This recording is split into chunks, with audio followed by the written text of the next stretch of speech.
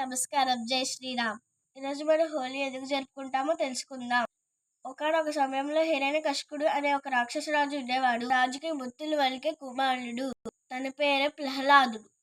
తను నిత్యం హరినామ స్మరణ జపిస్తూ ఉండేవాడు. నారాయణ నారాయణ. ఆ రాజుకి అస్సలు నచ్చేదే కాదు.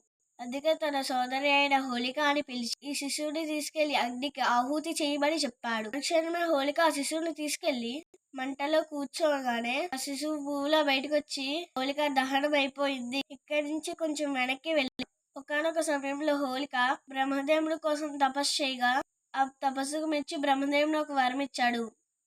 ఈ హోళిక ఎటువంటి మంటలో దహనం అవ్వదని.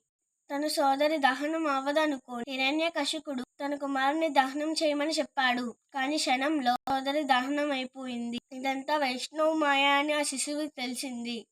ఈ కథ ఇదే హోళికా దహనం కథ. జై శ్రీరామ్, జై భారత్, జై హింద్.